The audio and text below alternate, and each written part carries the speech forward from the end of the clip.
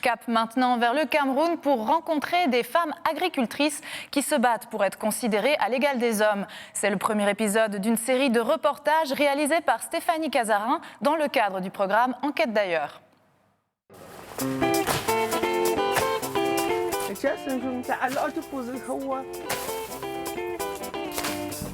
Marie-Claire Tamba nous emmène visiter le petit lopin de terre dont elle s'occupe à Tchang, une ville située à l'ouest du Cameroun.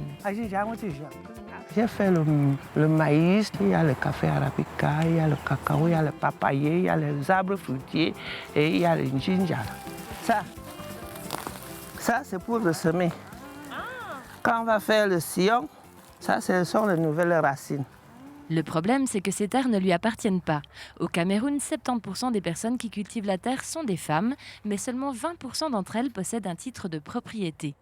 Mon rêve, c'est d'avoir un grand terrain, pas petit comme ça, plus grand que ça, titré à mon nom. Peut-être que je peux prendre le crédit avec... Parce qu'on ne nous donne pas le crédit, on n'a pas le terrain. Sans crédit, pas de possibilité d'investir, d'acheter des machines et de développer sa petite entreprise. Ça, c'est le gingembre. Ça, c'est ce qui est en maturité. Vous voyez. Pourtant, Marie-Claire Tamba a de la suite dans les idées. Le gingembre qu'elle cultive, elle le transforme en whisky et autres dérivés. Le travail de cette entrepreneuse a même été cité en exemple. J'ai été d'abord sélectionnée la seule femme qui est partie représenter le département de la Main Noire au Palais des Congrès. Ce n'est pas donné à n'importe qui.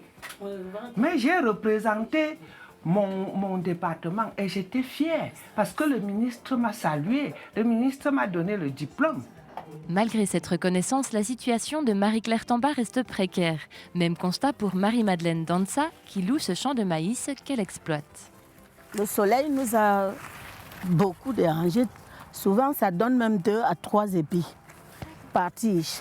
Le fruit de son travail, elle l'utilise pour nourrir ses enfants et son bétail. Le reste, elle le vend. On vend pour acheter l'huile, pour acheter même la viande, le remède, tout. C'est à base de ça que nous survivons.